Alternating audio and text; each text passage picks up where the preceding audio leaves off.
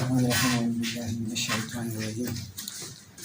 زمونږ د اپر دین راغلي یو، زما نوم وزیر محمد دی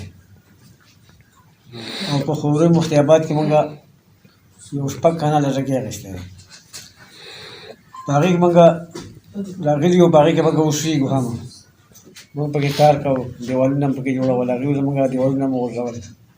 او یو پکې چې کوم دی یو ګوهر ایوب دی چې هغې ولاړ هم بورډونه په ګوهر ایوب ورور دی او عثمان ایوب نامې دی، او هغه چې کوم دی په موږ باندې بورډونه مو ولا زموږ دیوالونه چې کړي وو هغې په لتو ماتو ولا غیره له خراب توراب کړه.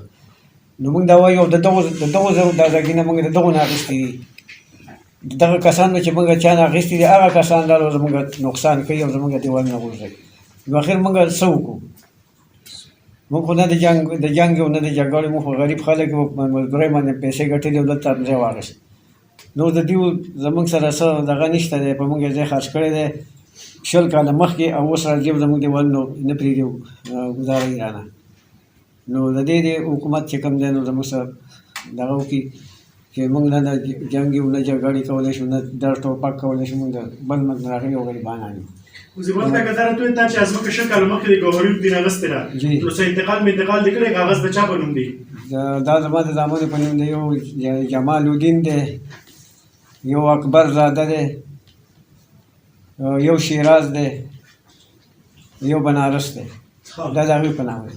نو بیا ولې ګوهر ایوب دی یا دغه نور خلک چې کوم دي د روڼو تا تنګیو تا د ازمکو قبضه کوي څه وجه ده؟ دا جي بس ځان ته زورور وایي، نو زورور وایي چې موږ کوم دی نو دا مې راباندې خرڅه کړل او راځي زموږ سره جنګ جګړې هم کوي، په زور به رانه دي.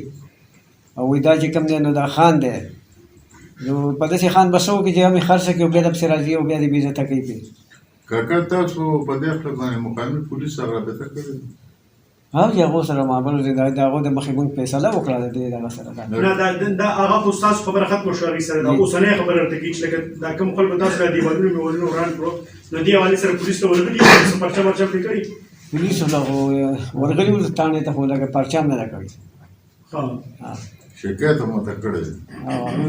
پولیس راغلي وو، پولیس راغلي وو، هغه د مخې خبره وه. کاکا حکومت نه یا د ډي سي یا د پولیسو څه مطالبه کوي چې څه مطالبه ستا پوره شي؟ نو زمونږ دغه مطالبه ده چې موږ خو غریبانان یو، د بل ځای نه راغلي یو، زمونږ دا وشي چې زمونږ دا کسان زمونږ حلال کړي او دغه زمونږ د هغوی سره زور نه رسي، وایي موږ خانان یو، خو د خانانو ته زه ځکه نه یم چې د هغوی د خانۍ کار نه کوي. که چا خان وي نو خان داسې کار نه کوي چې راځي او پردې هم یې پرې خرڅه کړي او بیا دې دیوالونه مو غورځوي، ورځي دې بورډونه دې پرې ویو، په کور کې زه پکې اوسېږم او دی راځي زما کور ته، نو دغه به څنګه خالي؟ دغه کومه ځمکه یې تاسو کاکا اخیستې ده، دا تاسو وایئ 20 کاله موږ مخکې اخیستې ده، اوس پې تاسو ابادي کوله، دغه قیمت خو به هم زیات شوي اوس دې وخت سره.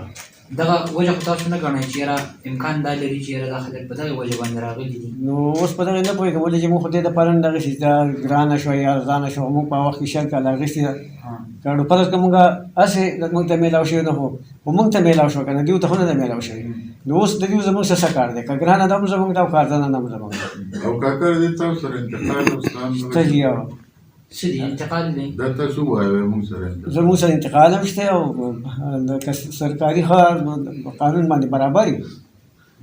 او کاکا دا خلک چې دي نو صرف ستاسو ځمکې دغلته رانیولې که نه دا پوره ګروپ کې دا چا ځمکې وکې یاره چې زموږ خوا ته خو څه ویم د بل چا نه نه یو خبر و چې موږ مېلمانه یو که نه چا ځمکې راته نه معلوم، خو په موږ پسې خو راځي موږ ورته اسان یو، د بل چا نه یو خبر کېدی شي که د هغوی هم چا نه نیولي، ولې دا کار چې څوک کوي خو د نورو نه هم نه شي که نه.